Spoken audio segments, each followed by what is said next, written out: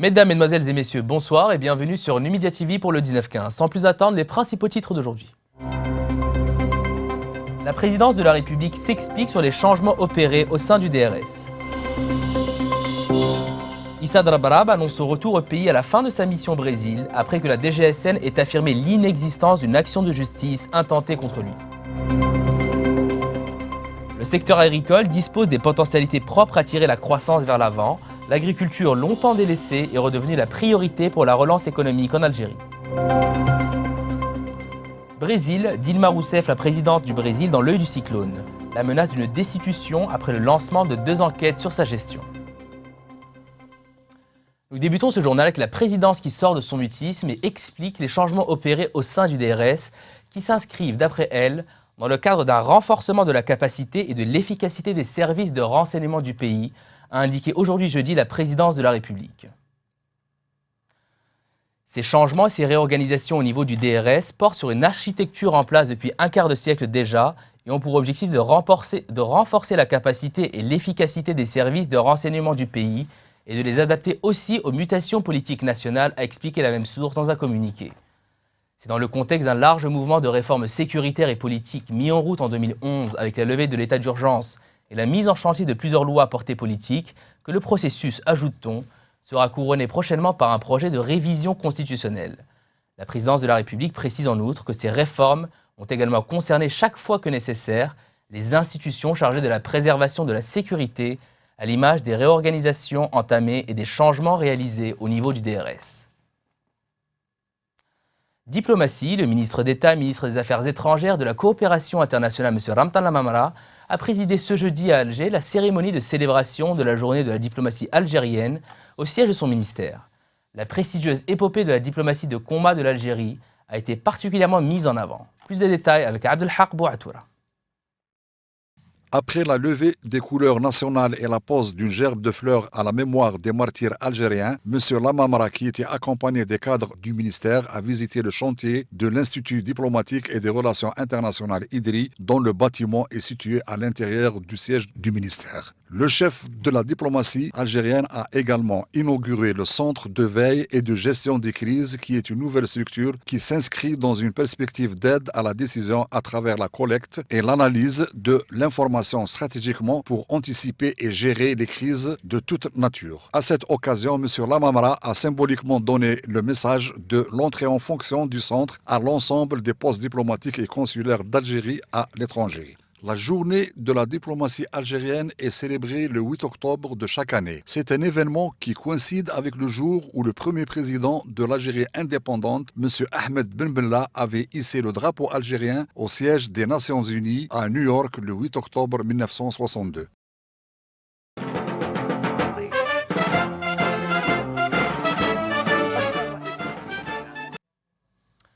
La suite du feuilleton médiatique, politico-médiatique dira-t-on, avec l'affaire Drabarab.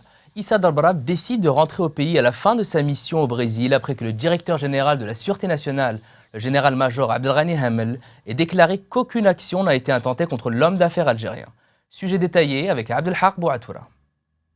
Il n'y a aucune action intentée à l'encontre de l'homme d'affaires Issa Drabarab, a affirmé le DGSN dans un point de presse en marge de l'ouverture des journées d'information sur les activités de la Sûreté nationale organisées dans la wilaya de la Guatte. M. Abdelghani Hamel a indiqué qu'il a le droit, comme tout citoyen, d'agir en toute liberté, contrairement aux informations colportées ces derniers jours par certains organes de presse. Le ministre de la Communication, Hamid Green, a démonté lui aussi l'émission d'un mandat d'arrêt contre l'homme d'affaires Issa Drabarab, invitant ce dernier à venir en Algérie afin d'y présenter les preuves de ses assertions. Dans une interview accordée à un site électronique, M. Drabarab avait affirmé faire l'objet d'un mandat d'arrêt visant à le faire taire, selon ses dires, et ce dans le sillage de la polémique qui l'oppose depuis quelques jours au ministre de l'Industrie et des Mines, M. Abdeslam Bouchouer. Toutefois, M. Drabarab, dans sa dernière déclaration faite aujourd'hui jeudi, annonce « Je rentrerai le plus normalement du monde rendre à Alger à la fin de ma mission. Monsieur Rabarab est accusé par le ministre de l'Industrie et des Mines d'avoir voulu importer des équipements vétustes pour l'une de ses usines implantées en Algérie, chose que l'industriel nie catégoriquement. Monsieur Bouchouerb avait démenti récemment tout blocage exercé sur les investissements du groupe Cévital d'Issaad Rabarab, arguant que l'importation d'équipements vétustes est interdite par la loi.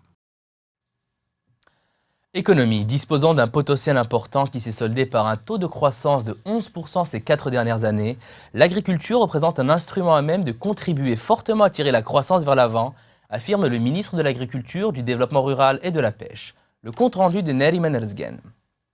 Lors de son passage sur les ondes de la radio nationale, M. Sid Ahmed Ferrouchi a tenu à préciser que le secteur agricole participe pour 70% aux besoins de consommation des Algériens. Il affirme qu'en mobilisant des accélérateurs de croissance, il lui est possible de dégager des excédents à l'exportation. Il estime que le talent d'Achille de l'agriculture reste constitué par la céréaliculture, 65 millions de quintaux engrangés à l'issue de la campagne agricole 2014-2015, largement tributaire, selon lui, des variations du climat. Le ministre annonce que les efforts tendent actuellement à accroître la superficie agricole réservée aux cultures céréalières pour la porter à 1 million d'hectares d'ici 2019. Il a par ailleurs indiqué que son département tend à axer ses efforts sur la promotion des filières laitières et de viande rouge en particulier. Commentant des difficultés observées dans la filière lait, le ministre de l'Agriculture les impute à la sécheresse qui a affecté les champs fourragers ainsi qu'à l'épidémie de fièvre afteuse qui s'est manifestée dans certaines régions du pays. Il considère d'autre part que l'essor du secteur agricole peut être porté par l'investissement privé dans ces différentes filières. M. Ferrouchi annonce par ailleurs le lancement le 1er octobre de la campagne agricole 2015-2016 pour laquelle, affirme-t-il, toutes les conditions techniques, semences, engrais et matériel agricole ont été réunies pour agir sur les rendements. Toujours sur l'économie, mais dans le domaine du logement maintenant, des contrats de gestion et de maintenance des cités de logement de type location-vente ont été remis à de jeunes entrepreneurs à Alger avant de s'élargir pour toucher l'ensemble du parc AADL au niveau national. Plus de précisions avec Neriman Erzgen. Les contrats ont été attribués par des représentants du ministère de l'Habitat, de l'Urbanisme et de la Ville aux gérants de 4 entreprises spécialisées dans la maintenance des ascenseurs, le nettoyage et l'assainissement. Cette attribution vient en application de la convention signée en septembre dernier entre le ministère de l'Habitat, celui du Travail et l'UGTA, permettant la création de groupements d'entreprises créés dans le cadre des dispositifs de soutien à l'emploi des jeunes, ANSEJ et CNAC. Une vingtaine d'entreprises avaient alors conclu des contrats avec l'ADL pour la gestion des cités de logement, alors qu'une trentaine de nouvelles demandes sont en cours d'étude. Le nombre de logements ADL est estimé à 55 000 unités, en plus du programme prévisionnel de 200 000 unités en cours de réalisation. Les clauses du contrat liant les entreprises en question et l'ADL sont bien définies et sont accompagnées d'un cahier de charges portant sur les prestations que doit fournir l'entreprise, ainsi que les dispositions relatives à la réalisation du contrat dans le cas échéant et au contrôle de l'opérateur public. Pour l'un des jeunes bénéficiaires de ce contrat, l'obtention de ce contrat est une chance inouïe puisqu'il a réussi à concrétiser son projet grâce aux avantages qu'offre l'État dans le cadre des dispositifs d'aide à l'emploi. Sur le plan judiciaire, l'audience à distance est officiellement engagée par le ministère de la Justice dans l'enceinte du tribunal de Koléa. Cette nouvelle pratique permet aux prévenus de se faire juger à distance via une vidéoconférence. Yamina Bahir nous en parle. Pour cette nouvelle pratique, l'audience à distance qui sera généralisée progressivement dans le traitement des affaires judiciaires par les magistrats, le secteur de la justice est parvenu à réaliser une prouesse incontestable. En effet, le procédé de l'audience à distance constitue non seulement une avancée incontestable en matière de réforme et de modernisation de la justice, mais aussi cette nouvelle méthode est une première à l'échelle africaine. La Corporation des avocats a été également conviée à prendre part au lancement de la technique de l'audience à distance. Ces procès où les inculpés étaient poursuivis, l'un pour détention et consommation de kiff et les 2 autres pour port d'armes blanches, répondaient à partir de la prison de Khléa aux questions du juge qui se trouvait quant à lui dans l'une des salles d'audience du tribunal de la même localité. Au début de chacun des 3 procès à distance, le président du tribunal avait tenu d'entrer à ce que les mis en cause consentent à être jugés suivant la technique de l'audience à distance. Il est attendu que cette nouvelle méthode sera généralisée progressivement à travers l'ensemble du territoire national. International. Comme nous vous le rappelions dans les titres de ce journal, la présidente brésilienne de gauche, Dilma Rousseff, déjà au plus bas dans les sondages, a subi 2 cinglants camouflés en 24 heures qui fournissent des munitions aux partisans de sa destitution et vont la fragiliser encore un peu plus. Le récit de Yamina Bahir.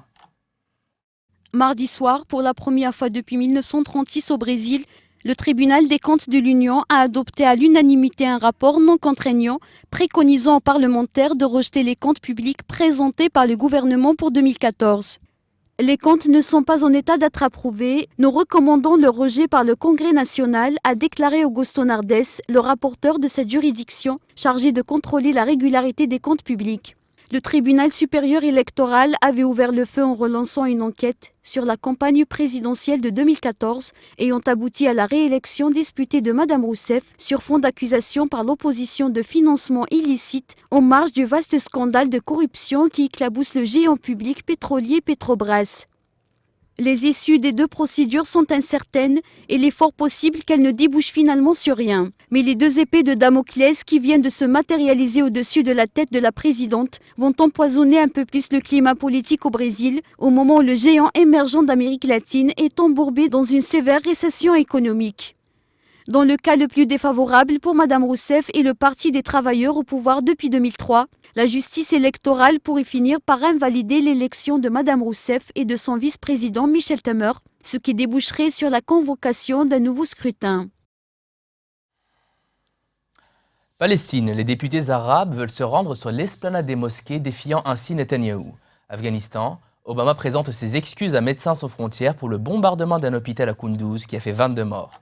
Yémen, nouveau raid meurtrier sur un mariage alors que les efforts de paix progressent. Enfin, l'Indonésie qui accepte l'aide internationale dont celle de la Russie pour combattre les incendies qui ravagent le pays et provoquent un désastre écologique. C'est Le Monde aujourd'hui en brève avec Yamina Bahir. Les députés arabes siégeant à la Knesset ont décidé ce jeudi de défier la décision du Premier ministre Benjamin Netanyahou d'interdire aux parlementaires de se rendre sur l'esplanade des mosquées afin de tenter de calmer les tensions. Ni Netanyahou ni la droite ne pourront nous empêcher d'entrer dans notre mosquée d'Al-Aqsa, a dit dans un communiqué le député arabe Ahmed Tibi. La décision de M. Netanyahou est insensée et illégale, a-t-il ajouté. Demain, nous serons tous à la mosquée d'Al-Aqsa parce que c'est notre mosquée. Un responsable israélien a confirmé jeudi matin des informations de presse selon lesquelles le chef du gouvernement avait interdit aux députés et aux ministres d'entrer sur le site ultrasensible. Il a précisé que l'interdiction concernait les députés juifs et arabes. Le président américain Barack Obama a présenté ses excuses à Médecins sans frontières après le bombardement par l'armée américaine samedi d'un hôpital de l'ONG à Kunduz en Afghanistan qui a fait 22 morts. Le général John Campbell, commandant des 13 000 soldats étrangers encore déployés en Afghanistan, doit témoigner ce jeudi devant une commission de la Chambre des représentants. L'organisation humanitaire a quant à elle réclamé une enquête internationale indépendante sur ce bombardement. Barack Obama a appelé depuis le bureau ovale la présidente internationale de l'organisation, Joanne Liu, pour s'excuser et présenter ses condoléances. Un bombardement imputé par les Houthis à un raid aérien de la coalition sous commandement saoudien a fait au moins 13 morts lors d'un mariage au Yémen, au moment où des progrès sont signalés dans les efforts de paix de l'ONU. Des témoins ont indiqué qu'une maison où se déroulait un mariage avait été touchée mercredi par une frappe aérienne de la coalition à Sanban, à 100 km au sud-est de la capitale Sanaa, contrôlée par les Houthis. L'hôpital de Damar a reçu 13 corps et 38 blessés, a déclaré une source médicale. Les avions de la coalition ont lancé l'attaque, a témoigné un résident, ajoutant que les avions de combat ont été entendus dans le secteur juste avant le bombardement. L'Indonésie a accepté ce jeudi l'aide internationale, y compris russe, pour combattre les incendies de forêt provoquant depuis des semaines des dégagements de fumée toxique dans le ciel d'Asie du Sud-Est, ainsi que la colère de pays voisins comme Singapour et la Malaisie. Le président Joko Widodo a indiqué que des avions bombardiers d'eau de Singapour étaient attendus dans la journée et qu'il compte sur l'assistance d'autres pays, parmi lesquels la Malaisie, la Russie et le Japon, afin d'éteindre ces feux illégaux de forêts et de terres agricoles pour permettre d'étendre les plantations, en particulier d'huile de palme, dont l'Indonésie est le premier producteur mondial. Culture, la radio nationale a rendu hommage au grand cinéaste algérien Abdelrahman Bouguermouh à l'occasion du lancement d'un ciné-club à l'office du Riad El Fath à Alger. Cet événement a attiré une foule d'artistes et de proches du défunt. Le débat qui a suivi la projection de La Colline oubliée était chargé d'émotions et de recueillement à la mémoire du défunt. Couverture de Yamina Bahir. Le Ciné-Club est un concept d'échange entre les auditeurs de la chaîne 3 et le monde du cinéma. Les séances se dérouleront une fois par mois autour d'un film, d'un réalisateur, d'une ville, d'une histoire ou d'un scénario, selon l'une des organisatrices. L'hommage a débuté par la projection du film La colline oubliée, adapté du roman de l'écrivain algérien Mouloud Mamri et réalisé par le scénariste algérien Abdelrahman Bouguelmouah. La projection a été suivie d'un débat entre les invités d'honneur, les amis, les collègues et les proches du défunt. Saïd Hilmi, en tant que témoin et ami du défunt réalisateur, a plongé l'assistance dans la tristesse par un discours émouvant, rendant ainsi hommage au grand réalisateur Bouguelmouah et l'ensemble de son œuvre artistique. J'ai revoyé l'atmosphère de ce film, les conditions dans lesquelles il a été fait, la souffrance pour le faire. Et on a fait du volontariat. On n'a pas fait pour de l'argent, ça, les comptabilités peuvent le prouver. Donc j'ai monté en présence de Mouloud Mamri, et avant la diffusion, j'ai appelé mon ami, on est arrivé ensemble, Bouguelmouah et moi. Et j'ai dit que mission accomplie. J'ai eu la chance et l'honneur de côtoyer Abdelrahman à plusieurs reprises, mais je ne peux pas prétendre le connaître très bien comme certains de ses grands amis qui sont peut-être là. Moi, ce que je voulais dire à cet instant, c'est que j'ai une double émotion dans des occasions pareilles. Premièrement, une grande émotion, c'est le rappel, c'est le souvenir de sa disparition. C'est un jour qu'on ne peut pas oublier, ceux qui l'ont côtoyé. La deuxième émotion, qui est tout à fait le contraire, c'est de voir que quelques années après, l'homme d'Abdelrahman et son œuvre ne sont pas encore oubliés. Abdelrahman Bouguelmouah est né le 25 février en 1936 à Ouzlagen, à Béjaïa, et décédé le 3 février 2013. Il a réalisé une série de documentaires et de longs métrages qui lui ont valu l'obtention de plusieurs prix à l'échelle nationale et internationale, récompensant ainsi son immense talent. Sport, les billets du match amical du football Algérie-Guinée programmé pour demain vendredi à 18 h au stade du 5 juillet d'Alger sont disponibles au niveau de 7 points de vente dans la capitale. Commentaire de Narim Enrzgan. Pour les deux matchs amicaux de l'équipe nationale contre la Guinée et le Sénégal, les organisateurs prévoient 7 points de vente qui sont situés au niveau de la piscine de Kouba, du club tennis de Badjarah, la piscine d'El Kitani, la salle Harsha Hassan, le stade Omar Hamadi, le stade du 20 août, en plus des guichets du stade du 5 juillet. L'opération de vente des billets a débuté mercredi et se poursuivra jusqu'à demain. Les portes du stade du 5 juillet seront ouvertes au public à partir de 14 h. Ajoutant que le même dispositif sera reconduit à l'occasion du second match amical des Verts face au Sénégal qui aura lieu mardi prochain à 20 h 30. L'Algérie affronte la Guinée et le Sénégal en amical dans le cadre de la préparation en vue du prochain match des éliminatoires de la Coupe du Monde 2018. Au second tour des éliminatoires de la Coupe du Monde 2018, l'Algérie affrontera le vainqueur de la double confrontation entre le Malawi et la Tanzanie. Nous clôturons ce journal avec un événement insolite. Un concepteur de voitures indien a construit une voiture géante à l'image d'une Ford Tourer de 1922 et tente de battre le record mondial de la plus grande voiture artistique.